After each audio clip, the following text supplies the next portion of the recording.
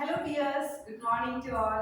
അപ്പോൾ ഇന്ന് നമ്മൾ ഡിസ്കസ് ചെയ്യാൻ പോകുന്നത് ഹ്യൂമൻ റെസ്പിറേറ്ററി സിസ്റ്റം ആണ്. Okay, so C human respiratory system. ഈ പിക്ചർ എല്ലാവർക്കും ഒത്തിരി ഫെമിലിയർ ആയിട്ടുള്ള പിക്ചർ ആയിരിക്കില്ലേ. നമ്മൾ ഒരു 8th അല്ലെങ്കിൽ 9th ക്ലാസ് മുതൽ എന്നും കണ്ടുകൊണ്ടിരിക്കുന്ന ഒരു പിക്ചറാണ്. ഓക്കെ, സോ 8th ക്ലാസ് മുതൽ തന്നെ നമ്മൾ ഇതിന്റെ ബേസ് എല്ലാം പഠിച്ച് നമ്മൾ ബിൽഡപ്പ് ചെയ്ത് വെച്ചിട്ടുണ്ട്.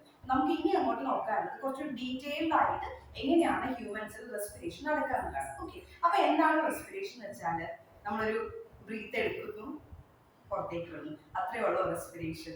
നമുക്ക് ഒരു നോർമൽ ഹ്യൂമൻ എന്ന് പറയുമ്പോൾ അത് അത്രേ ആയിരിക്കില്ല. പക്ഷെ നമ്മൾ സയൻസ് സ്റ്റുഡന്റിന്റെ ഒരു വ്യൂവിൽ കൂടെ അല്ലെങ്കിൽ ഒരു പെർസ്പെക്റ്റീവിൽ കൂടെ നോക്കുമ്പോൾ കുറച്ചധികം കാര്യങ്ങൾ നമുക്ക് അതിൽ അറിയാനുണ്ട്. ഓക്കെ, അപ്പൊ നമുക്ക് നോക്കാം എങ്ങനെയാണ് ഹ്യൂമൻ റെസ്പിറേഷൻ നടക്കുന്നത്. ഓക്കെ, സോ ബിഫോർ നമ്മൾ ക്ലാസ് സ്റ്റാർട്ട് ചെയ്യുന്നതിന് മുമ്പ് ഒരു കാര്യം നമുക്ക് അറിഞ്ഞിരിക്കണം. അതെന്താണെന്ന് വെച്ചാൽ എന്താണ് റെസ്പിറേഷൻ അല്ലെങ്കിൽ എന്താണ് ബ്രീത്തിങ് വെച്ചാൽ. ഓക്കെ, അപ്പോൾ ബ്രീത്തിങ് എങ്ങനെ നമുക്ക് ഡിഫൈൻ ചെയ്യാൻ പറ്റും എന്താണെന്ന് വെച്ചാൽ നമുക്കറിയാം, നമ്മൾ ബ്രീത്ത് ചെയ്യുമ്പോൾ അല്ലെങ്കിൽ ശ്വാസം ഉള്ളിലേക്ക് എടുക്കുമ്പോൾ നമ്മൾ ഏത് ഗ്യാസാണ് എടുക്കുന്നത്? Yes, obviously it's oxygen, right? Okay, അപ്പോൾ നമ്മൾ അറ്റ്മോസ്ഫിയറിക് ഓക്സിജനെ നമ്മൾ ബോഡി സെൽസിൽ പ്രൊഡ്യൂസ് ചെയ്യുന്ന കാർബൺ ഡൈ ഓക്സൈഡ് എക്സ്ചേഞ്ച് ചെയ്യുന്ന പ്രോസസ്സിനെയാണ് നമ്മൾ എന്ത് വിളിക്കുന്നത്? ബ്രീത്തിങ് അല്ലെങ്കിൽ റെസ്പിറേഷൻ എന്ന് വിളിക്കുന്നത്. ഓക്കെ, അപ്പോൾ എന്താണ് റെസ്പിറേഷൻ? അറ്റ്മോസ്ഫിയറിലുള്ള ഓക്സിജനെ നമ്മുടെ ബോഡി സെൽസിൽ പ്രൊഡ്യൂസ് ചെയ്യുന്നത്. എങ്ങനെയാണ് ബോഡി സെൽസിൽ കാർബൺ ഡൈ ഓക്സൈഡ് പ്രൊഡ്യൂസ് ചെയ്യുന്നത്? നമ്മൾ പഠിച്ചതായിരുന്നു അല്ലേ? എങ്ങനെയാണ് നമ്മുടെ ബോഡി സെൽസിൽ സെല്ലുലാർ റെസ്പിറേഷൻ നടക്കുന്നത്. അല്ലെങ്കിൽ നമുക്ക് സിമ്പിൾ ആയിട്ട് പറയുകയാണെങ്കിൽ ഓരോ സെല്ലിലും അതിന്റെ ജീവൽ പ്രവർത്തനങ്ങൾ നടക്കുന്നുണ്ട്. അപ്പൊ അതിന്റെ ഒരു ഭാഗമായിട്ട് ഒരു വേസ്റ്റ് പ്രോഡക്റ്റ് അല്ലെങ്കിൽ എലിമിനേറ്ററി പ്രോഡക്റ്റ് എന്ന രൂപത്തിലാണ് ഇത് ഫോം ചെയ്യുന്നത്, കാർബൺ ഡൈ ഓക്സൈഡ് പ്രൊഡ്യൂസ് ചെയ്യുന്നത്. അപ്പൊ ആ കാർബൺ ഡൈ ഓക്സൈഡ് നമുക്ക് സമയാനുസൃതമായിട്ട് ബോഡിയിൽ നിന്ന് പുറത്തേക്ക് റിമൂവ് ചെയ്യണം. അല്ലെങ്കിൽ നമ്മുടെ ബോഡിയിൽ തന്നെ അത് കെട്ടിക്കെടുക്കാണെങ്കിൽ ഒരുപാട് മറ്റു ആരോഗ്യ പ്രശ്നങ്ങൾ ഉണ്ടാക്കും. അതെല്ലാം നമ്മൾ അപ്കമിങ് ക്ലാസ്സസിൽ പഠിക്കും ഡീറ്റെയിൽ ആയിട്ട് എന്താണെന്ന്. ഓക്കെ, അപ്പൊ ആ ഒരു ബോഡി സെൽസിൽ പ്രൊഡ്യൂസ് ചെയ്യുന്ന കാർബൺ ഡൈ ഓക്സൈഡിനെ അറ്റ്മോസ്ഫിയറിലുള്ള ഓക്സിജനുമായിട്ട് എക്സ്ചേഞ്ച് ചെയ്യുന്ന പ്രോസസ്സാണ് ഇത് റെസ്പിറേഷൻ എന്ന് പറയുന്നത്. ഓക്കെ, സോ അപ്പൊ അതാണ് റെസ്പിറേഷൻ. ഓക്കെ, അപ്പൊ നമുക്ക് ഈ ഒരു ബേസിക് കാര്യം എന്താണെന്ന് അറിഞ്ഞിരിക്കണം. ഫൈൻ. സോ ഇനി നമുക്ക് നോക്കാം ഡീറ്റെയിൽ ആയിട്ട് ഹ്യൂമൻ റെസ്പിറേറ്ററി സിസ്റ്റം എന്താണെന്ന് നോക്കാം. ഓക്കെ, സോ ബിഫോർ ദാറ്റ് നമുക്കൊരു കാര്യം അറിയണം.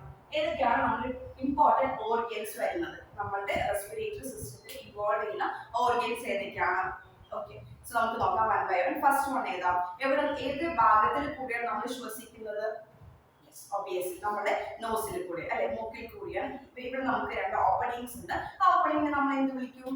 ഇറ്റ് ഈസ് എക്സ്റ്റേണൽ നോസ്ട്രിൽസ് എന്നാണ് വിളിക്കുന്നത്. അപ്പൊ നമുക്ക് എത്ര എക്സ്റ്റേണൽ നോസ്ട്രിൽസ് ആണ്? രണ്ടെണ്ണം ഉണ്ട്. അല്ലെങ്കിൽ നമുക്ക് പറയാം പെയർ ഓഫ് എക്സ്റ്റേണൽ നോസ്ട്രിൽസ് ഉണ്ട്. സോ ഒരു പെയർ ഓഫ് എക്സ്റ്റേണൽ നോസ്ട്രിൽസ് ഉണ്ട്. അത് കഴിഞ്ഞിട്ട് നമുക്ക് ഇരുന്നുണ്ട്.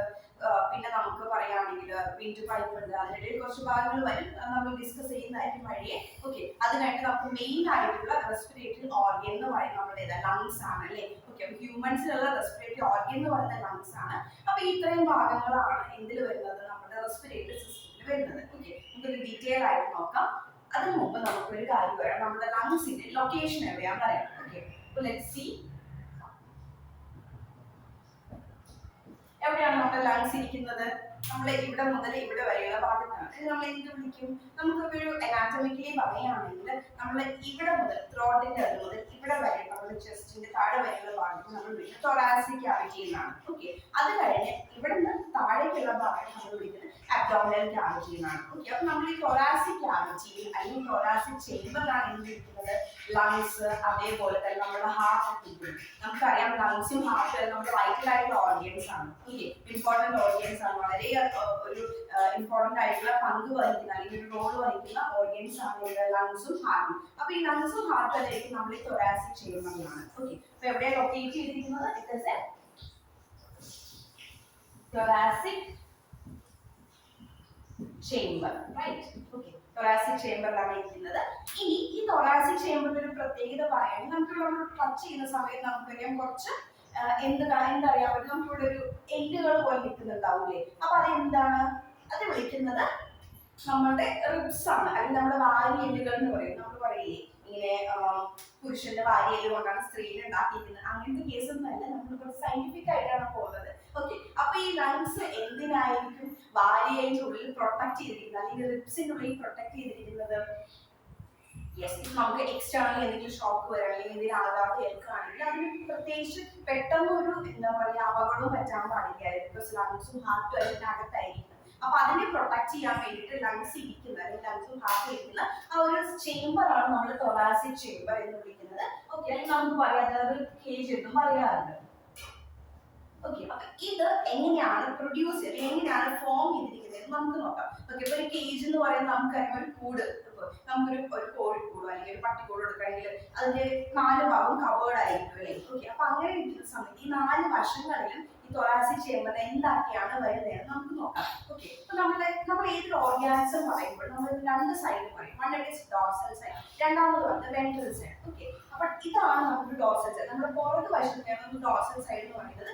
ഈ ഫ്രണ്ടിലുള്ള ഭാഗമാണ് വെൻട്രൽ സൈഡ്. ഓക്കെ, അപ്പൊ നമ്മുടെ തൊറാസിക് ക്യാവിറ്റിയുടെ ഡോർസൽ സൈഡ് ഫോം ചെയ്തിരിക്കുന്നത് എന്തുകൊണ്ടാന്ന് വെച്ചാൽ നമുക്ക് ഡോർസൽ സൈഡ് നമുക്ക് എന്താണുള്ളത് നമ്മൾ ടച്ച് ചെയ്യുമ്പോഴാണ് നീളത്തിലുള്ള ഒരു സംഭവം നമ്മുടെ നട്ടെല്ല് അല്ലെങ്കിൽ വെർട്ടിബ്രൽ കോളം എന്ന് പറയും. ഓക്കെ, അപ്പൊ നമ്മുടെ ഡോർസൽ സൈഡ് തൊറാസിക് ക്യാവിറ്റിയിൽ എന്താണുള്ളത്? It is vertebral column. So dorsal side എന്തുമായിട്ട് ഫോം ചെയ്തിരിക്കുന്നത്? വെർട്ടിബ്രൽ കോളം ആയിട്ടാണ്. ഓക്കെ, അപ്പൊ അത് കഴിഞ്ഞു. ഇനി ഫ്രണ്ടിൽ എന്താണ്? വെൻട്രൽ സൈഡിൽ എന്താണ്? നമുക്ക് ഇവിടെ തൊടും പറയാൻ പറ്റും. നമുക്ക് ഒരു നീളത്തിലുള്ള ഒരു ബോൺ ഉണ്ട്, ഒരു എല്ലുണ്ട്. ഓക്കെ, അതിനെ നമ്മൾ വിളിക്കുന്നത് മാറെല്ല് എന്ന് വിളിക്കും. മലയാളത്തിൽ പറയുന്നത് മാറെല്ല് എന്ന് വിളിക്കും, അല്ലെങ്കിൽ സ്റ്റേർണം എന്ന് വിളിക്കും. ഓക്കെ, അപ്പൊ ഈ വെൻട്രൽ സൈഡ് നമ്മൾ തൊറാസിക് ചേംബറിലെ വെൻട്രൽ സൈഡിൽ എന്താണെന്ന് വെച്ചാൽ സ്റ്റേർണം ആണ് ഇരിക്കുന്നത്. ഓക്കെ, അപ്പൊ സ്റ്റേർണം അത് ഏത് സൈഡിലാണോ? നമ്മുടെ വെൻട്രൽ സൈഡിലായിട്ട്. ഓക്കെ, പിന്നെ അപ്പൊ 2 സൈഡ് കഴിഞ്ഞു, പുറകു വശം കഴിഞ്ഞു, ഫ്രണ്ട് കഴിഞ്ഞു അല്ലേ. ഇനി നമുക്ക് എന്നിട്ട് സൈഡുകളുണ്ട്. ഓക്കെ, അപ്പൊ ഈ വശങ്ങളിൽ എന്താന്ന് വെച്ചാൽ ഈ വശങ്ങൾ എന്തായിരിക്കും വെച്ചാൽ നമ്മുടെ റിബ്സ് ഉണ്ട്. ഓക്കെ, അപ്പൊ ലാറ്ററൽ സൈഡിൽ നമ്മൾ തൊറാസിക് ക്യാവിറ്റി ഫോം ചെയ്തിരിക്കുന്നത് എന്ന് വെച്ചാൽ റിബ്സ് വെച്ചിട്ടാണ്. ഓക്കെ, അപ്പൊ റിബ്സ് ഉണ്ട് എന്താ ലാറ്ററൽ സൈഡിൽ നമ്മുടെ വശങ്ങളിലായിട്ട് റിബ്സ് ഉണ്ട്. അപ്പൊ പുറത്ത് കഴിഞ്ഞു, ഫ്രണ്ട് കഴിഞ്ഞു, സൈഡ്സ് കഴിഞ്ഞു. പിന്നെ നമ്മൾ ഈ ലോവർ പോർഷൻ അല്ലെങ്കിൽ താഴ്ഭാഗത്ത് അവിടെ എന്താണെന്ന് വെച്ചാൽ ആക്ച്വലി